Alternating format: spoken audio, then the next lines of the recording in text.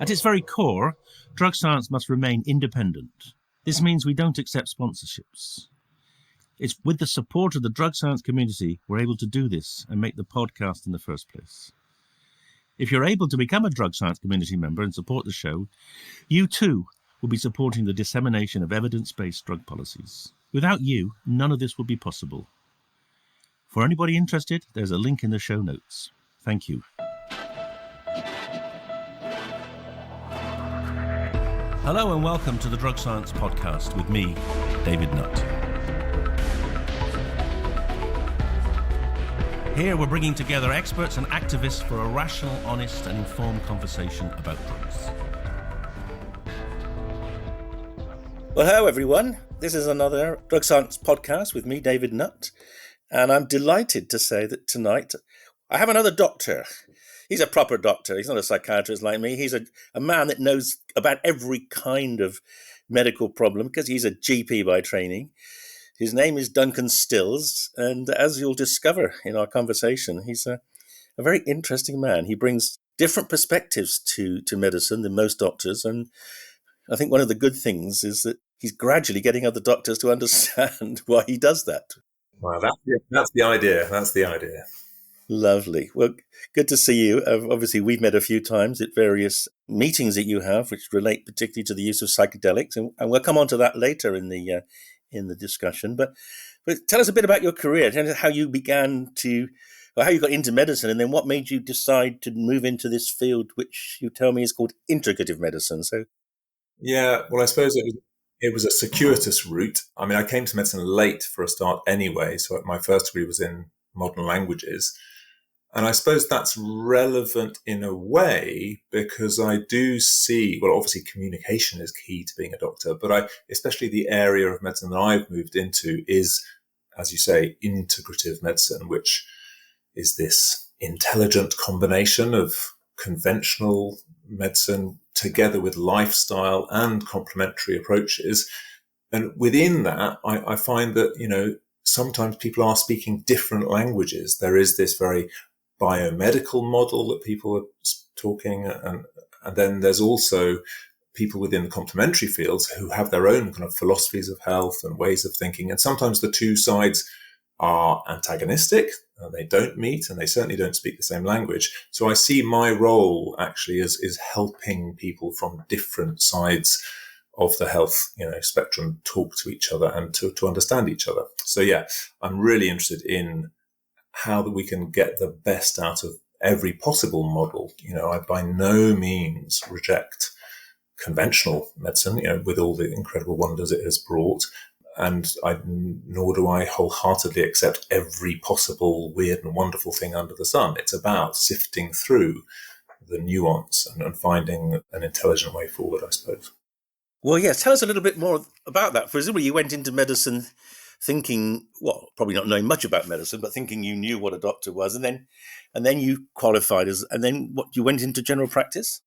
Yeah, so I suppose from the very outset, I wasn't wholly signed up to purely the conventional biomedical model. I suppose things like having a grandmother who was quite interested in diet and was a vegetarian and things like, had herbal remedies, those probably sat way at the back and permeated my consciousness, so that when I came to medicine late after being in teaching for a while, I knew that I wanted to do health a bit differently. At the time, I branded it my own terrible branding. I called it HOLF, which is a really difficult word to say and hear and understand. But I suppose the idea was holistic health. So I was just very aware that health happened, not just because of pharmaceutical interventions, but because of social interventions as well, and other ways of approaching health. So I just kept my ear to the ground and was that your selling point as a mature student at interview? Do you remember your interview? I probably didn't let on an interview. I probably kept that to myself, but I was always listening out and looking out for people. And there are people, of course, there are people within conventional healthcare settings who are doing things differently, who aren't afraid of incorporating, some acupuncture perhaps, or some herbal remedies to help people, because, herbal medicines have been around for a long time. Many of them are very safe and effective. Of course, there are ones that carry risks and side effects and interactions, but there are ways of combining those intelligently. And so I did meet GPs in my training who were doing that, and I gravitated towards the people who were doing this, practicing this more holistic and nuanced approach to medicine. And Bristol was a bit of an epicenter for that kind of work. There was a really wonderful course run at Bristol Medical School called Whole Person Care. And I, because of my teaching background, got kind of attracted to the med school once I qualified. And I started teaching on that course. And in that course, I met, swathes of GPs and other health professionals who were doing things differently. So then you qualified, and then you're a Bristol graduate. Then I hadn't realised that. Sorry, no, that was after, when I came down to Bristol. I qualified up in Nottingham. I came down to Bath initially to do my junior doctoring, and then Bristol. And then I got really involved in the teaching. I became a teaching fellow for a year and have always had teaching in my kind of portfolio because it is very much what I do. It's who I am. I really enjoy the teaching context. And as I'm sure you and many of your listeners will know, doctor does mean teacher in its original Greek. Well, I did not know that. So I knew I was going to learn things from you. So you qualify in medicine and you start practicing. Did you find it easy to get into a practice that wanted someone with this broader perspective? Not always, but I think you have to choose I was going to say victim, that's probably not the right word, choose your audience. And I didn't kind of go in all guns blazing, but when it felt appropriate, I would bring up topics such as, when might it be relevant to use acupuncture? Because I did some acupuncture training with the British Medical Acupuncture Society, and I learned a bit about nutrition in some of the other work that I do. And I started using those kind of judiciously, and patients responded very well, because if you choose the right people who are open and willing to do that, you find they are, really enthusiastic. And then word spreads or conversations happen around the lunch, in the staff room. And I think people are, especially in general practice, people are open to pursuing things that lie slightly outside the norms or perhaps the guidelines, because we realize that medicine is not this black and white thing that we are taught about in textbooks. It's a very human, subtle, dynamic, complex thing. And guidelines do not really apply to many patients because there's so much more complexity at play. Well, that too, but also the fact that a lot of what we are taught doesn't work particularly well. So, you either or you look beyond, and obviously you were keen to look beyond. Actually, it's funny, I was just thinking about, you're talking about acupuncture. I remember quite clearly as a schoolboy thinking about what I wanted to do. I wanted to do brain research. And I remember there was this fascination that emerged in, I suppose, the late 60s, the idea that you could do intra-auricular, inter-ear electrical stimulation to stop opiate withdrawal. And I'm thinking, that sounds amazing. Oh, actually, when I went to university, my initial plan was to do a PhD in physiology and work out how that worked. But then I decided it would be better to be a doctor first and then work out how that worked. But I've never worked out how it worked because I then moved to pharmacology. But maybe you know how it works. Well, how it works is a real, that's a Pandora's box. The truth is, it's probably pretty complicated. And that one particularly is very interesting, the auricular acupuncture for opiate withdrawal and for pain management as well. It's a brilliant method because it can be taught by people who don't have the extensive training that you need to become a traditional Chinese medical acupuncturist, which is several years, because these points are just, 12 points in the ear that anyone could learn in an afternoon. And they are applied, universally to the cohort of patients that you're working with. It can be taught, it can be delivered, many people at a time. You can have 12 people in a room receiving the same thing. So it's quite efficient. And is it effective? Yes, it really does seem to be.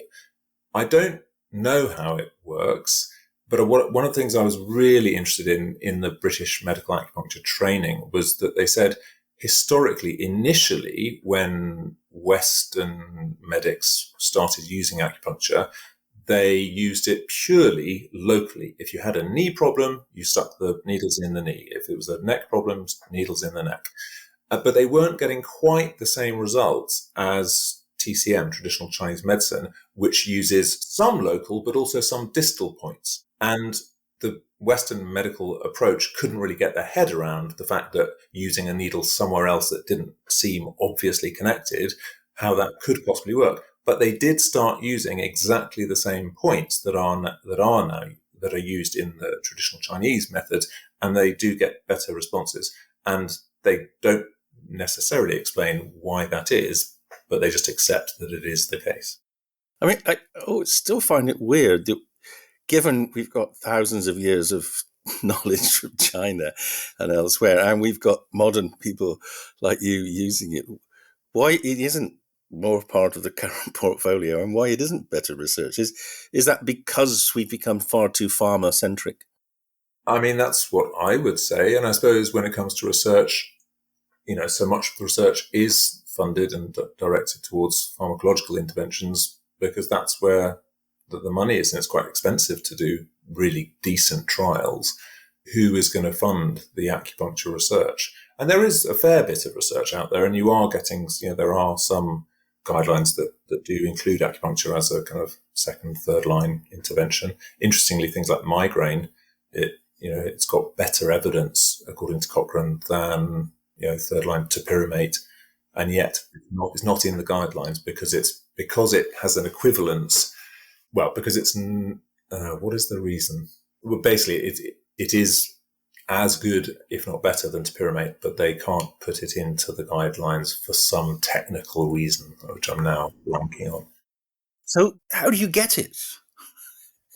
How does I mean, presumably it's worse than a postcode lottery, isn't it? And presumably, if you happen to have a GP that's sympathetic and open-minded, you might get referred to a specialist, or is it available on the NHS except through? Not routinely. I mean, physiotherapists often, you can get it in chronic pain clinics. That's where you would get access to acupuncture quite routinely. Physiotherapy is also, for acute kind of musculoskeletal stuff, you can get some acupuncture.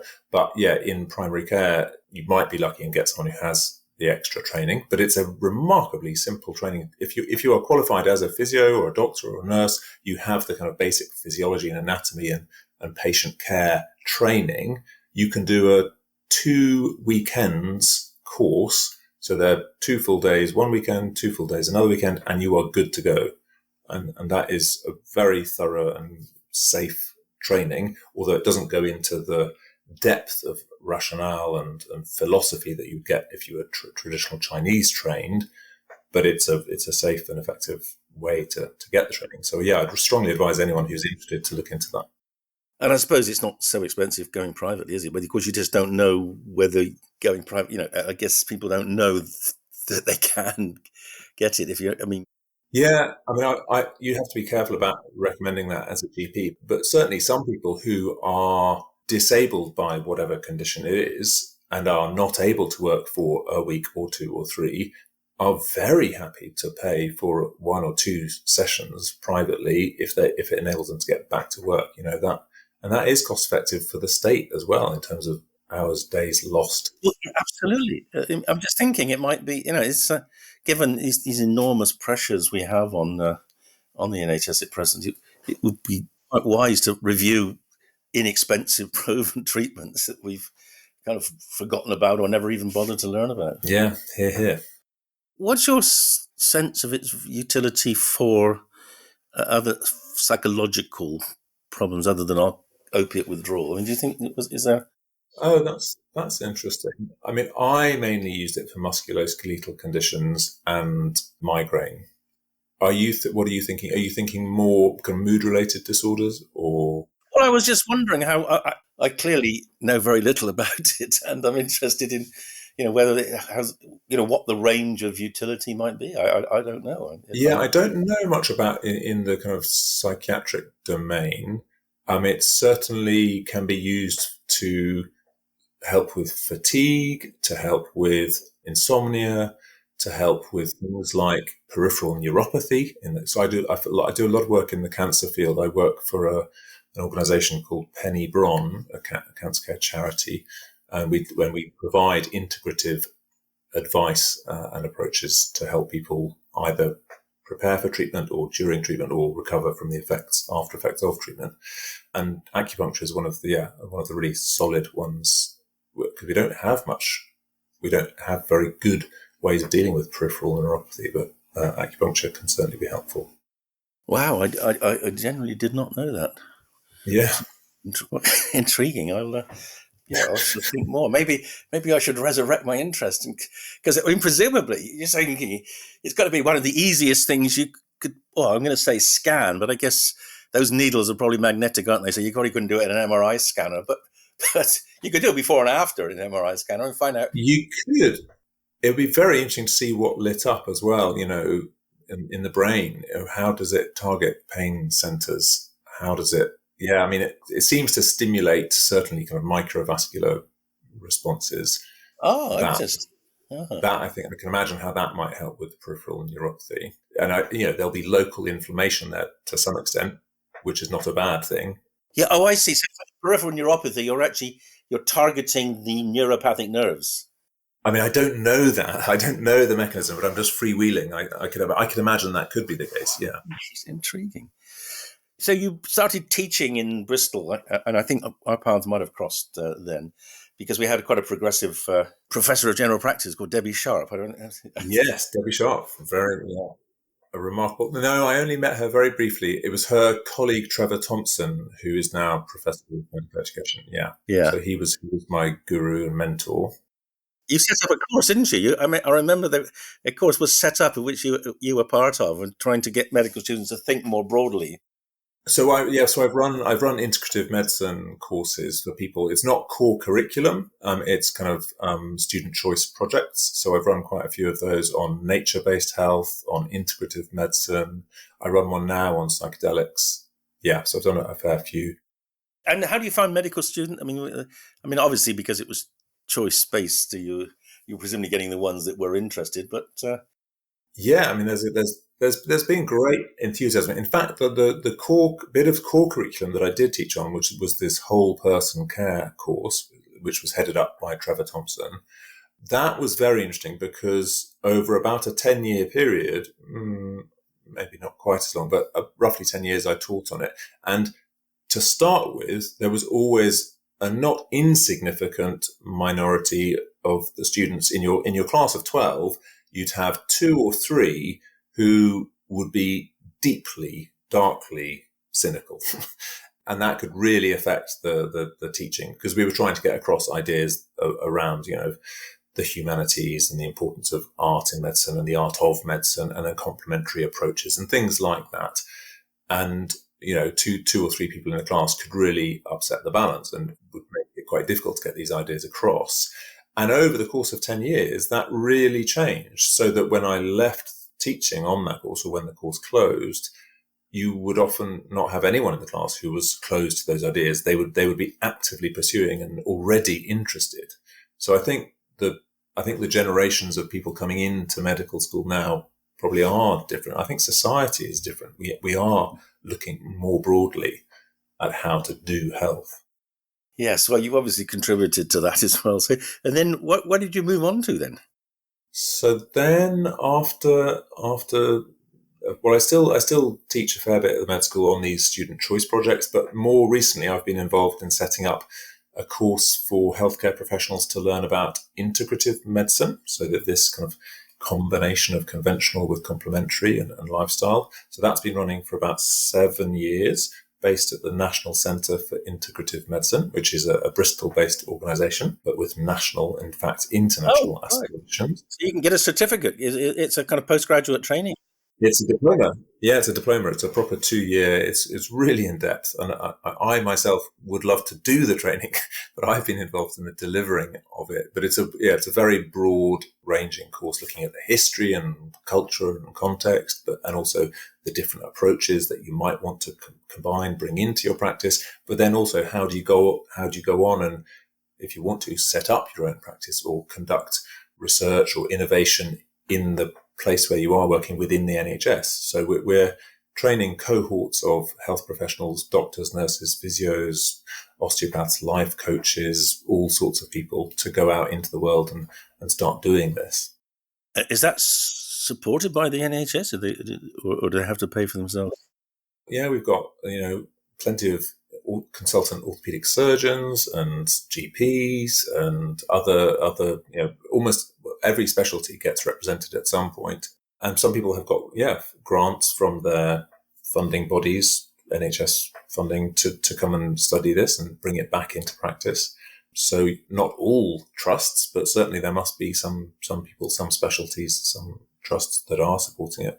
And we've had a lot of people from abroad recently as well, the Charité. Right, in Berlin. In Berlin, and then other people in Switzerland who are going back to their countries and innovating and changing practice, setting up departments within their hospitals of integrative medicine. I mean, we're kind of behind the curve in the UK. The US and Australia have all got departments of integrative medicine for basically every specialty. So we're really we're playing catch up. It was that then moved you in the direction of trying to bring psychedelics into that therapy? Or? Yeah, I don't actually know. In fact, it was through a colleague of mine, the medical director, my colleague at Penny Bron, the cancer care charity. She let me know about an organization called the Psychedelic Health Professionals Network. This was back in 2019, maybe. And that they were hoping to train a cadre of healthcare professionals to then run retreats, aiming to kind of educate, both knowledge-based but also experientially, to educate healthcare professionals in the role that psychedelics might have to play, in current healthcare. So we did a kind of peer-led training program over 2 years, and we started leading retreats in the Netherlands, and we still do that to this day. And then from the 2-year peer-led program, we've devised a 1-year program, which we now offer to healthcare professionals who want to learn about psychedelics. So we have a certificate program that's been running. It's in its 2nd year now, just about to launch. And that's the one I've taught on. Yeah, so you very kindly came and talked to our first cohort, and we're just recruiting our 2nd cohort, who are going to start in September.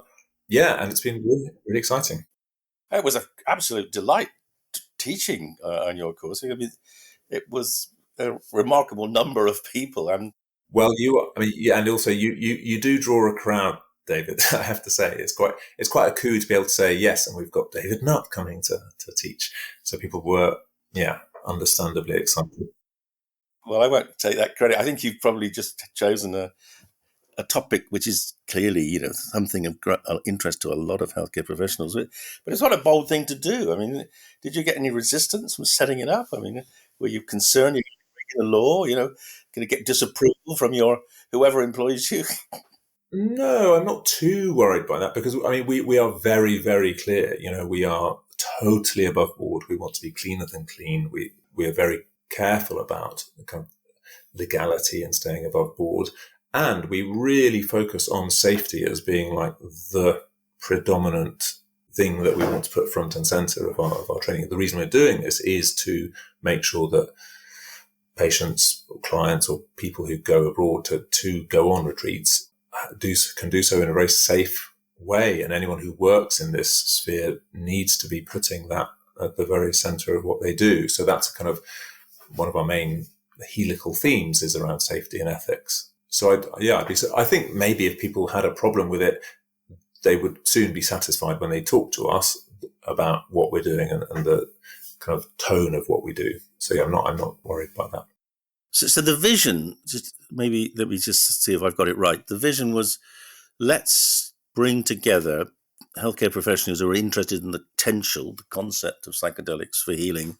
Let's educate them, and then they can then go out and at some point apply this knowledge. Or Yeah, I think it could work on lots of different levels. I think for my part, I see part of our role actually as educating society more broadly. Yes, we need to educate healthcare professionals who might be, the small number of them that might end up as kind of the named prescribers, psychiatrists.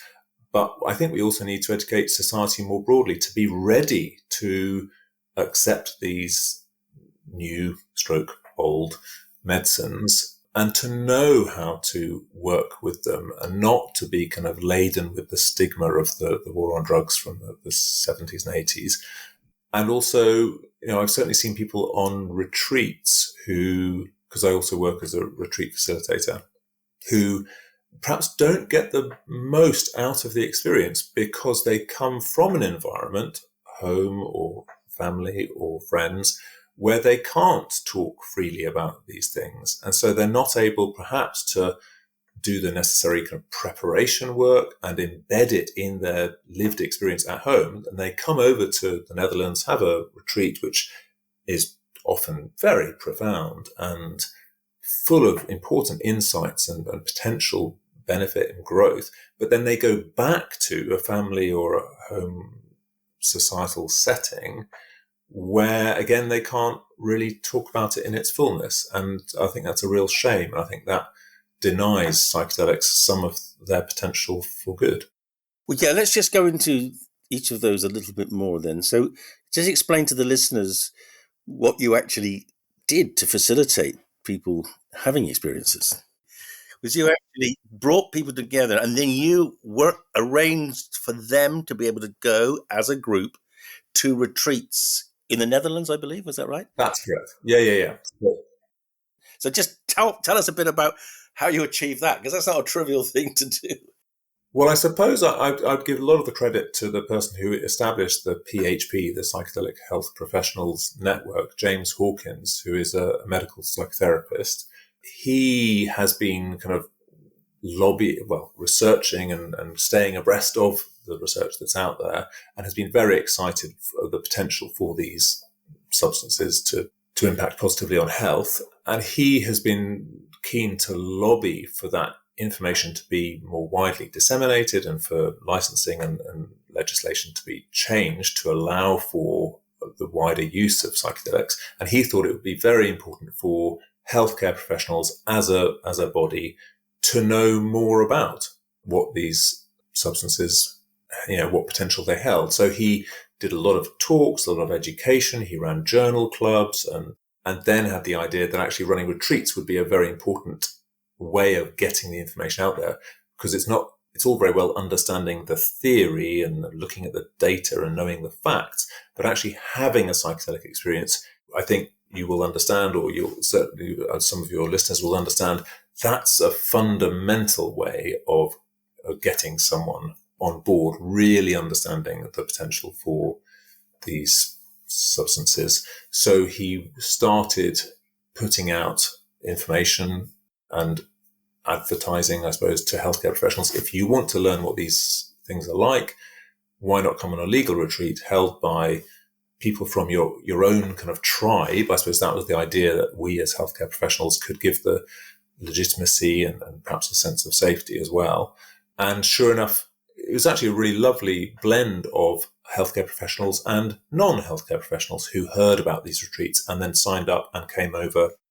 Oh, okay. So it wasn't just HCPs going. It was the idea was that it would be, but actually, word gets out that psychedelic retreats are now very popular. So, and we didn't want it to be kind of exclusive. This should be a societal shift that we're aiming for, not just the preserve of the fortunate few. So our retreats tended to be roughly half. Half the people were from healthcare backgrounds of one kind or other, and the other half were from other. And what sort of size of group would you take? So most retreats tend to operate on a similar basis. So it's usually, the ones we run are 16 participants with at least 4 facilitators. So the ratio kind of 4-1. And often there's a couple of assistants as well who are around just to kind of help facilitate. And it's usually a kind of 6-day retreat. Ooh, a whole week. You go away for a whole week. Yeah, because it takes that length of time. You need, I think when I jumped in a little bit too early with what I was talking about, the preparation part of it is, several weeks beforehand, you'd be coaching people through how to prepare for a psychedelic retreat. Like, you don't just turn up on the day and take the mushroom tea. Well, actually, Duncan, some people do, but that's why I'm interested. You could do, but I would suggest that's not getting the most out of it. So tell me, I didn't realize it was quite such a sophisticated program. So talk me through the whole thing then. Preparation before you fly to Amsterdam, right? Yeah. So first of all, there's screening, like for safety first. So making sure that people don't have contraindications that would prevent them from taking them. So you would do that. So there was, in that sense, you as medics were the gatekeepers of that, the health keepers. Yeah. I mean, any retreat organisation will undertake screening of some kind. If they don't, then I would say they're cowboys. But yeah, all retreat organisations do that routinely. But we at PHP certainly did that and took that quite seriously. Then once people are through the screening, then you would enter into kind of preparation phase, and that would be a 1-to-1 call with your facilitator, but also a pod call with the 3 other people in your pod, your small group. And then you might... Oh, okay. So the pod was determined in advance, so the 4 people, and then there would be a facilitator there. Yeah. So there's a bit of getting to know, a bit of exploring, what are your intentions? What are your hopes? Trying to make sure that those were realistic. Like, this is not a silver bullet that's going to suddenly solve everything in your life, but trying to help people sculpt an intention that is lightly held, but relevant and meaningful to them. Yeah. And then you go up there. You get a bus, or get together on a bus? Yeah, so everyone meets in a smart shop in Amsterdam, which is the place where they buy the truffles, because legally it has to be them that does the purchasing. You can't be providing for them. And then you'll get a bus out to a retreat centre, and a lot of attention is paid to calming, grounding, being present, trying to get out of that helter-skelter mode that a lot of people seem to live their life in. So there'll be an attention to meditation, to group cohesion, and also just getting to know, eating together, and then in the morning, meditation together, dance or movement together. And then early on, actually, it's only on day 2, you do have the first psilocybin journey. Day, night, afternoon, what is it? Usually kind of lunchtime, kind of 1 o'clock until 6. Yeah, something 6:37. And then a very gentle evening to kind of... Sorry, is that in seated, lying, or in one big room? So usually, retreat format is often to a playlist, similar to the ones used in the clinical trials. And it's laying down 16 people in a lovely circular room with the 4 facilitators all around. People have eye masks and kind of blankets, and they're made comfortable, and they listen to the same playlist. Some people choose not to, and they have noise cancelling headphones. That's possible. And then people, enter into that psychedelic state after drinking the tea, and you don't really have to do very much. In fact, I think that's really important. There can be a kind of urge from facilitators, perhaps, who want to do too much, to intervene. And one of the things I've learned over my time is actually often less is more. And that there's a very well-known kind of mantra, which is called, it's an acronym. It's WAIT, WAIT, which is why am I talking? So before you intervene, before you go and ask someone, or before you enter into conversation with someone in their psychedelic state, ask that question. Why are you doing this? If you're in rescuing mode, that may not be the best thing. Someone may need to go through a process, but obviously be there to support them in whatever way feels appropriate. Okay, so that's on day 2, and then day 3, there's a chance for kind of, again, small group and large group processing and integration. So maybe, and using non-verbal means as well. It doesn't all have to be churned through in the medium of words. It can be through artwork, mandala creation, and kind of allowing things to arise from the subconscious, and then allowing you yourself to make sense of that afterwards, not in the process. Just allow things to arise, and things like nature connection, things like breath work. So different retreats use different formats in that first day of integration, and then on the fourth day there'll be a higher dose journey. Right. So the truffles come as standardized. Well, sorry. So they're dried truffles. They're actually damp. They're actually damp. They're kind of kept alive. They're fresh. So that's what. Okay. And they try to standardize the dose.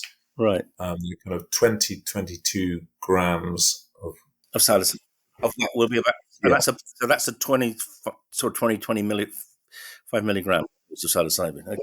Exactly. Yeah. And so so you have one of those in 1.5, perhaps, the first time, and then the 2 or 3 on the second journey, because of course there will have been some dampening, receptor saturation, but also the intention is for a deeper dive on the second journey. The first one is almost getting to know the terrain. Yep, I got it.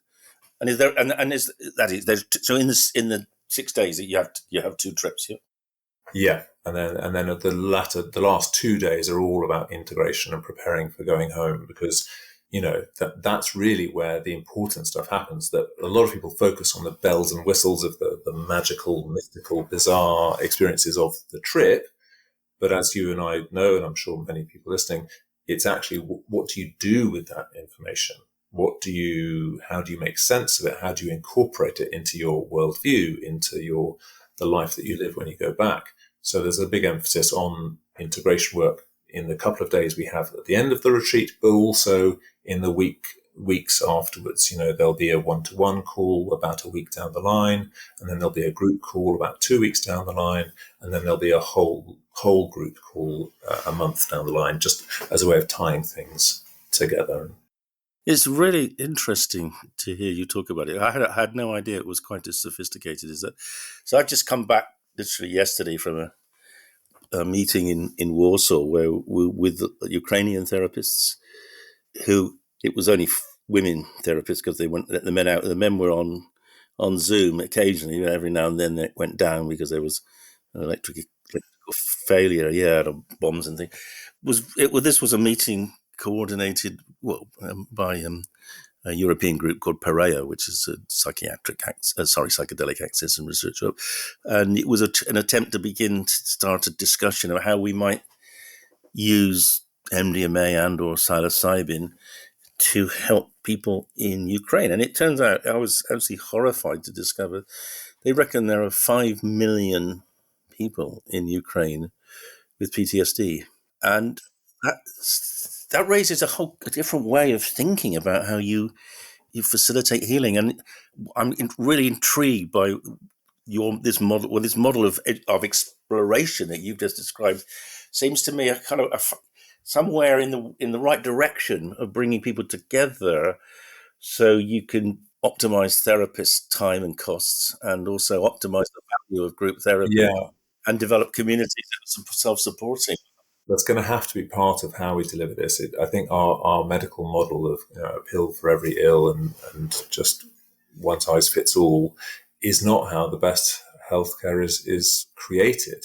And especially when it comes to psychedelics, there is something very, very powerful about community, shared experience. And it's very interesting in the sharing that happens after the psychedelic experience, like immediately afterwards, but also in the days afterwards. People get so much from hearing about other people's experience and recognizing commonality and just getting insights that make sense of their own journey. It's a really important part of it. So I would hope that is. So have you written out? I mean, you've got obviously a lot of experience. I mean, I don't know how many people have been through this. Have we got any kind of outcomes, any any narratives? That's really interesting. I haven't done any. So James Hawkins, who set up the PHP network, he is a bit of a data nerd, and he I'm sure they have been collating. They used to do the MEQ questionnaire just So they will have data on that. I actually don't know. That's Mystical Experiences questionnaire for those of you who are just listening in for the first time. But carry on. I'm sure he will have data on that. I don't know what he's doing with it, but it would be great to publish. It would be great to publish something about the non-clinical, because of course these are not therapeutic journeys. No one can claim to be carrying out therapy in Holland on these retreats. These are personal development, personal growth, and that's really important to say. And of course, our role out there, I am not there as a doctor, and all of the facilitators, although they have healthcare backgrounds, are only there as facilitators. They're not there as healthcare professionals. We're very clear on that in all the kind of bump the material, and that's an important legal point to make. But the fact that you have successfully educated a group of maybe 10, I don't know, 30, 40, 50. Have you any idea how many have been through the retreats? Oh, I mean, over the last couple of years, I would think that, I mean, it'll certainly be in the hundreds of people, but healthcare professionals, I don't know how many that will be. Probably half. Or maybe I can talk to James. Yeah, so I say 100. I mean, that's a very potentially very powerful lobby group, a group that Absolutely. treats other doctors. They're not, this is definitely not something to be ignored or repressed. Yeah. And even more importantly, I suppose that I'm sure we'll come on to talk about the course that we're now running for healthcare professionals to learn about psychedelics. That's kind of a spin-off from the PHP retreat side of things. We now run this course, which is a year-long certificate program for healthcare professionals. And the people who sign up and do that course, they really are going to be very powerful advocates for change, because these are people who kind of at the cold face, and they now are armed with. We're pretty happy. It's a very robust kind of academic course, but it also has practical applications and insights. We encourage. We don't. There's no obligation, but we do encourage people to get their own practical experience on a psychedelic retreat, and then they will go on to do kind of closed retreats afterwards, not with our organisation, because PsyEdu, which is the education organisation, we can't run retreats. We only deliver education, but we have sister organisations. One called Numinous Ways, and of course the PHP network. They run retreats, and these people will have done a whole year of training. They will have been on a psychedelic retreat as a participant, and now they will also go to sit for each other in a closed retreat to begin to learn the skills of psychedelic facilitation, and then can go out, into the world, get more training, and hopefully become psychedelic practitioners of one kind or other. That's hugely exciting. And I should just say for the listeners that Drug Science is talking with Duncan and his teaching group to see if we can come together to basically support each other and educate even more people. And hopefully we'll be starting that early next year. But there's another important output of what you've done, which is that if, and hopefully it won't be too long, we do get some rescheduling in this country of either MDMA or psilocybin, we will have people that can easily take up the therapy because they are trained in that. One of the major decisions, Australia, as most of you know, made a decision last year to allow MDMA and psilocybin therapy for treatment-resistant disorders.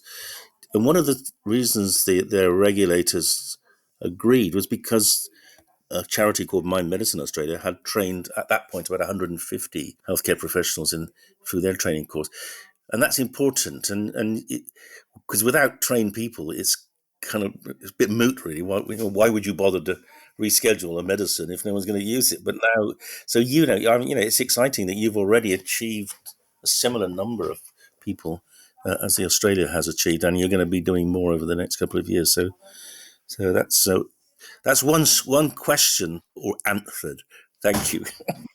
Well, and also we're just about to launch for people who don't want to sign up to do a whole year-long program, which I understand is quite a commitment. We're also launching kind of a dip your toe in the water 6-week course, which I think that might be more relevant for people who just want to become psychedelically informed, which I think is what we owe our patients and our society if we're going to really be ready for this change in approach. So yeah, that we're really excited to. And when will that start, Duncan? When's that course starting? That'll be January. We'll launch our first kind of 6-week one, and it'll run every couple of months. So there'll be one in January, one in March. Right. Okay. Well, we should talk more about that as well. Yeah. But offline, we'll do that, certainly. I mean, just before we finish, I know we've got to end now shortly.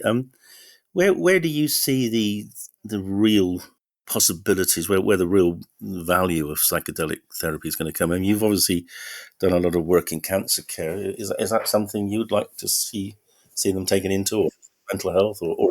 Yeah, absolutely. I mean, we both know, there is encouraging evidence to suggest, that these substances can help in the kind of existential angst that can come along with a terminal diagnosis. So I'd love to see more research on that, and if indeed it is the case, then that rolled out, because that's an area I'm very involved in, concerned about. I actually have slightly bigger hopes. I was speaking at a conference the other day, and I was making the point that we, certainly need to do a lot of work to get the legislation, the licensing sorted, so that these substances can be used in PTSD and treatment-resistant depression. But that's just a start, and that's almost not the biggest thing. I would say my biggest hope is that the larger health crisis is, of course, the environmental, the ecological crisis that is going to be having enormous impacts on humanity, the planet, in coming years.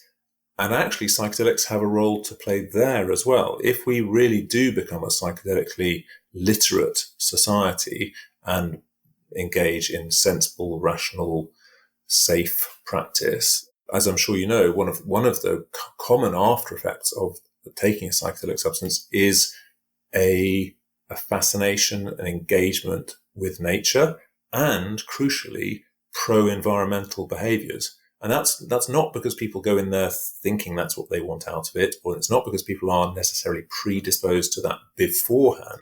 It just seems to be a phenomenon that occurs in and of itself. People are drawn to nature. And when you're drawn to nature, that's when you realize how precious it is. And that's when you start changing your behavior. It is a remarkably consistent finding, isn't it? Even in people that are quite drawn to nature, they still become even more drawn. And yeah, I couldn't agree more. We do definitely need to change our view of how we treat the rest of the world.